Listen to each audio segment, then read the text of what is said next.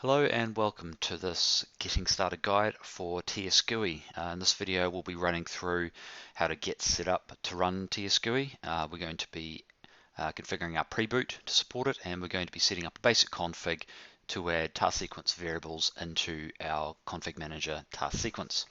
So the first thing we need to do, because TS GUI is built on .NET, is we will be adding .NET to our pre-boot environment, or our WinPE. So if we go into the properties of our WinPE, and if we go to optional components, we need to click on new, and we need to add WinPE-NetFX. Click OK, and update your distribution points when you're ready. Now this will work on both 64-bit and 32-bit WinPE, really up to you as to which one you use. So while that's doing that, let's make a start on our config. So if we get our zip file, let's extract that.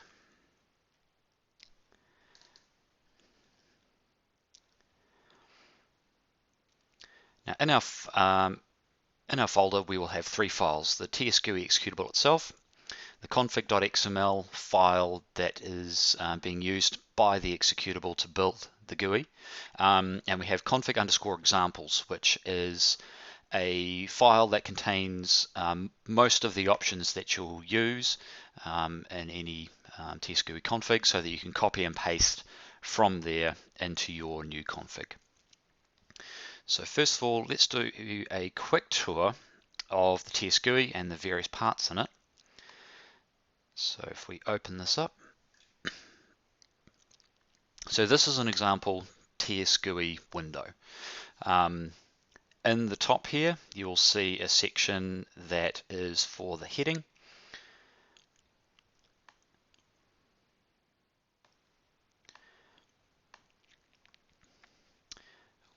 And within each TsGui configuration, underneath that we have one or more pages. In this case, we're just looking at a single page window, but we could have multiple pages with a next and a previous button at the bottom here as well. Now within each page you have one or more columns. Now a column is essentially this part here. It contains one or more GUI options, which is a combination of the label on the left and the control on the right. Label on the left, control on the right. And each of these GUI options can be a free text field, it can be a drop-down list, it can be a checkbox, or it can be just a heading, so it just has the label with no control. So there's column 1.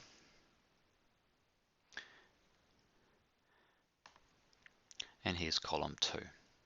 So again, you can have one column, two columns, three columns if you want to, across one or more pages. Really up to you how you configure this. So if we then go into our XML files, let's see how that translates into the actual XML. So let's both open up both the config XML and the config examples XML. Now I highly recommend using something like Notepad++. Notepad for pretty much any sort of coding is rather painful, so this will make your life a lot easier with color coding and things like that. So let's hop over to our basic config.xml. You can see some settings for the height and width of the TsGui window. The hardware eval option I will come back to later. And here's our heading, which is this box over here, with our title, which is the top text with a larger font, and the text underneath, which will go down here. Here's our first page. Here's the start and end of each page. And in this case, we've just got a start for a single column. And then we have the label width and the control width. So the label width as you can probably tell,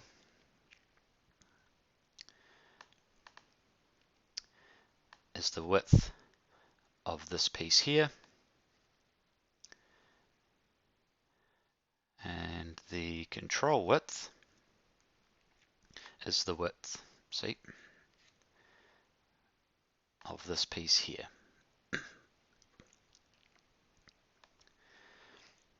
So you can see there's a few options there to edit the layout how you want to.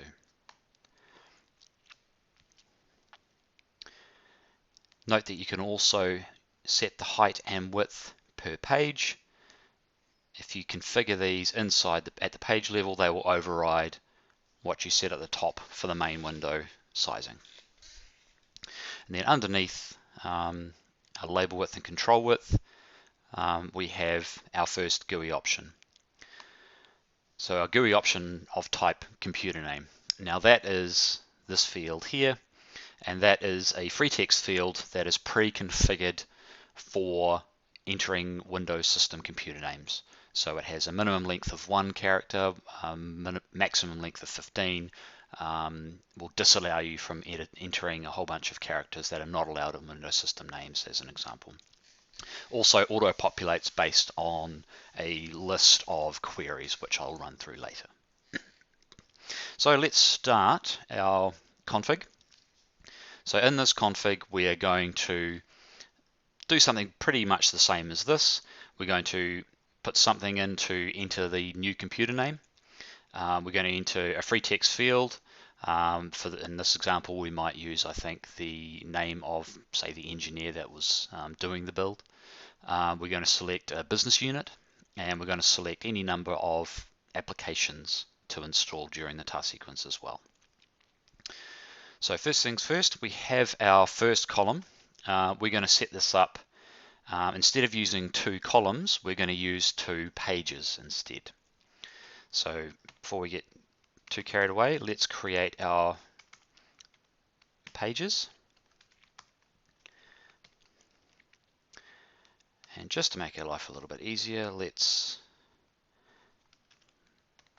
copy and paste for a single column. So rather than having 2 columns side by side, we're going to have 2 pages, each with 1 column on each page. So we don't want this to be set twice, so let's just delete that for now. Right, so on our first page, we've already got our computer name because that comes pre-populated. We now need a new free text field to put over here, or free text GUI option. So we come to our examples, config examples.xml, and we grab a free text block. So we take this whole block and paste it in underneath. Now in any GUI option, you have the variable. This is the actual task sequence variable that is going to be set inside the task sequence. So this can be pretty much anything you want within the normal limits of task sequence variable naming. In this example, let's call this, for easy identification, let's prefix everything with var for variable, underscore, and let's call this var engineer.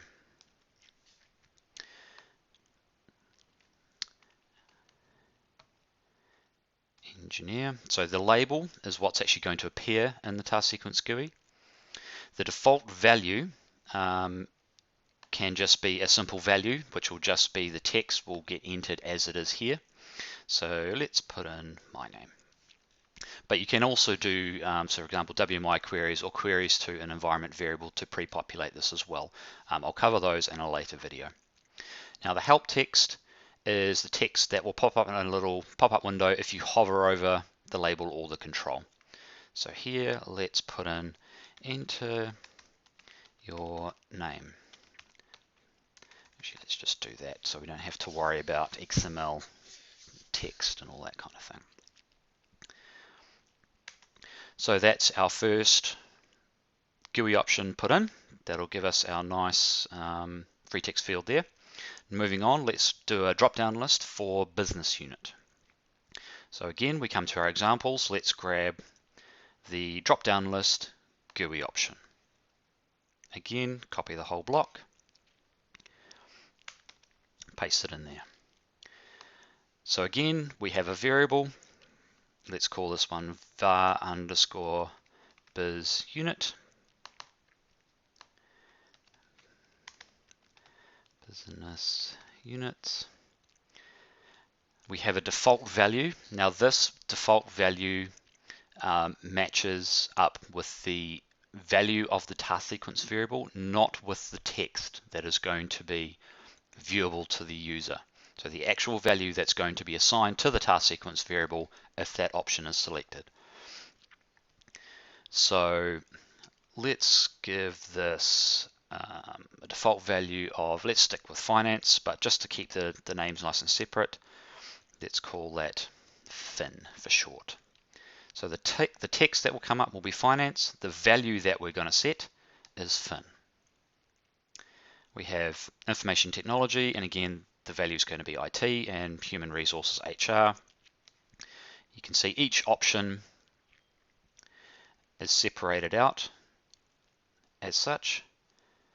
And then we have the text that's going to be viewable to the user, and the value that's going to get assigned to the task sequence variable if that option is selected from the drop-down list. So let's add one more. Option.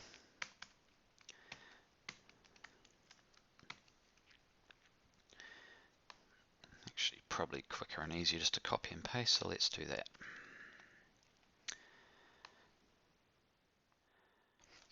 And let's enter in payroll.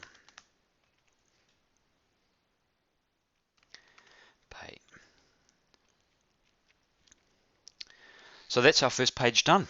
We have our computer name, our engineer field, and we have our business unit. So it'll look very similar to that with slightly different naming. So onto our second page. First thing we want is just a simple heading. So there's going to be no actual controls there, no task sequence variables to set. So we're looking for a GUI option of type heading. So let's grab this from our examples. So we're coming into our second page, and there's only one column, but into our first column. Paste that in, and let's set this to optional apps, and that will assign that to be bold. If you just want that to be non-bold text, obviously remove that option. So there's our heading. Now we just need to add in two checkboxes. So again, going back to our examples, copy and paste. And again, we have our variables. Now in my config manager lab, I only have two applications, Notepad++ and 7-zip. So let's stick with that. So let's call this var underscore notepad pp. The label will be Notepad++. Now the H align is the horizontal alignment. That is the alignment of the control within this block here. So if I shifted that from to a left align, that would be somewhere around about here. And if you put it to center, that would be somewhere around there. Because in the second column there, we have the label section, and we have the control section. So that'll move it to the center or the left of the controls section. And you can control the sizes and widths with these two options here. And then we want that to be checked by default. So let's leave that option there. Now let's make another one for 7-zip. Now we want our variable name to be var underscore 7-zip. We want the label to read to the user just 7-zip. Again, horizontal align right. and let's not check this one. And that's our config. Now, the first thing to be aware of with all of these things is there's a lot of tweaking, well, not a lot of tweaking, a little bit of tweaking sometimes to do around some of these sizes. You can see here straight away that our label width and our control width add up to 270 pixels. Same again down here. But our main window width is only 300. So that's obviously going to be far too narrow to actually support those two columns if they were side by side. So you would need to come up and make this a little bit wider to have a layout such as this one where you have two columns side by side with those widths. In our case, we're doing a nice narrow setup with multiple pages instead. So these will probably be okay, and we'll just fire it up, test it out, and see what it looks like. So let's come into our folder with TsGui again. We've saved our config.xml. Now if we just double click the executable, it'll pop up with an error, basically saying that it's not in a task sequence. So you do want to run this in test mode, so just click yes. And there's our GUI. Now as you can see already, our controls are getting chopped off on the side. So we're going to need to do a little bit of tweaking to our widths there by the looks of it. That's probably a good width for that control to allow for the width of these words. So we'll probably make our window a little bit wider. As you can see, TsGui base config, matching the text that we have here. The engineer with the default that we set, and the computer name, which is pre-populated from the computer name of the machine. The default value down here as we configured it. And if we go next, our optional apps with our ticks. So first of all, let's just fix that width before we go any further. Let's just make that another 10 wide. Let's see how that looks. And that looks pretty good.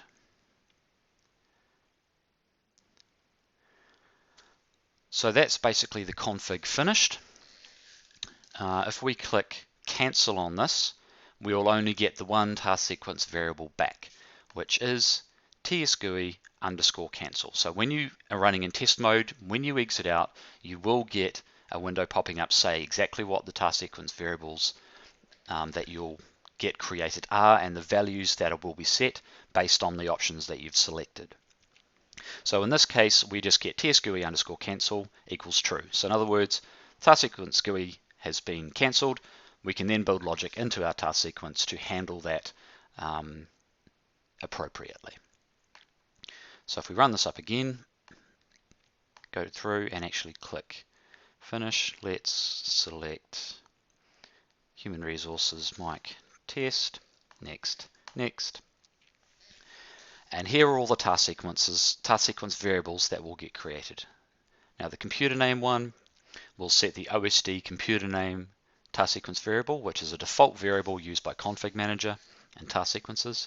Here are the 4 task sequence variables that we created: our var underscore engineer, our var underscore biz unit, notepad pp, and var underscore 7zip. And the values set appropriately. Now at the bottom you'll see these other options, TsGui cancel again, which we discussed just before, and TsGui underscore is laptop, is desktop, is server, is virtual machine. Now these are very similar to the queries that are used in the MDT gather functions to create similar task sequence variables that you may be familiar with. In this way, we aim to remove the need for MDT integration into Config Manager completely. Because this is generally all I end up using functions such as that for. And Config Manager is just these is laptop type variables. And that is what that function up the top is for. The hardware eval option turns the generation of these task sequence variables on and off. So if we were to comment out that particular option and run our test again, those variables are now gone. Generally speaking, I leave them on all the time. So that's our config. Now we need to copy this somewhere where we can use it. So I'm going to copy this to my content store, which is the location I keep all my source content. Our distribution point update is finished. Now let's edit our task sequence to match our new task sequence variables. So the first thing we're going to do is a couple of ways you can run TsGui, and it's basically all the same ways that you would normally run any executable. You can create it as a package, do a run command line. You could potentially embed it into your WinPE image itself if you wanted to. To make it nice and simple, I'm just going to run this from a network share. So I'm going to connect to network folder so that we have appropriate permissions. And again, this is just a lab and a production environment. You'd be using something like a service account if you're going to set it up like this. And then I'm just going to run TsGui from the command line. TsGui.exe. Now to make TsGui run, that's pretty much all we need to do. If you're running from WinPE, that's pretty much it. If you're running this from, for example, Software Center, and you want to be able to run it within the main Windows operating system, there's a few more steps that need to go in. I will cover those in a later video. So the task sequence already has our applications configured. Now we just need to build in the logic from the variables that the TsGui is going to be setting. So for install Notepad, we only want that to install if this option has been checked. So var notepad pp. So add condition task sequence variable. If var notepad pp equals true, then it will install that. And we do the same thing down here. Add condition task sequence variable for var 7 zip. Oopsie.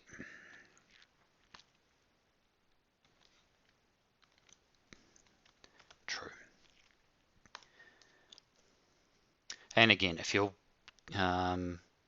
curious about which actual options will get set, you can always run in test mode and it will tell you exactly which option will get set in any scenario. So this is our business unit. I haven't really got any logic to apply in this task sequence, so I'm just going to write these out to a file for informational purposes. So sorry, that's the user.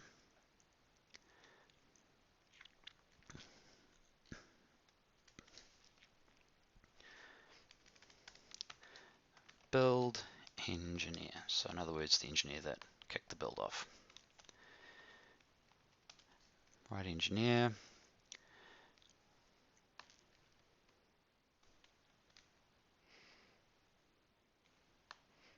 And let's write the business unit.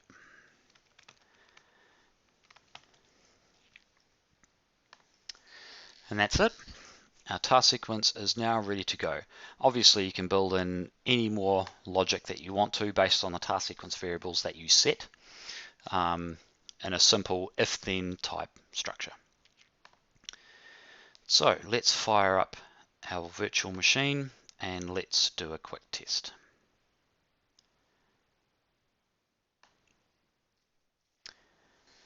Okay then, so here we are in our pre-boot environment.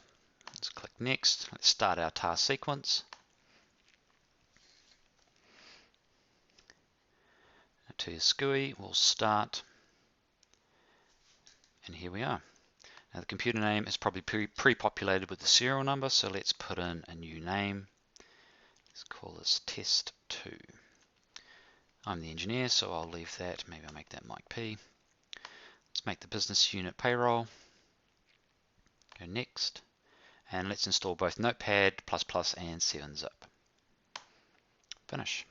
And now we let our task sequence run, and let's put this video on pause, and we'll come back when this is finished and see the state of the machine. Okay, so our machine has finished building, and let's see if everything's been done as we expect it.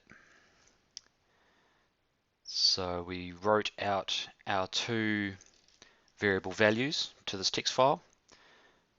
There's the pay variable that we wrote out, and there's the engineer that we set in our free text field. And we ticked both 7-zip and Notepad++, so there's 7-zip, and there's Notepad++. So that's it. Thanks very much for watching this video. There will be some extra videos coming on setting up task sequences to be run from the Software Center, and also some more advanced features such as using queries from either WMI or environment variables to do things like pre-populate those free text fields for you. So that's it. I will see you next time.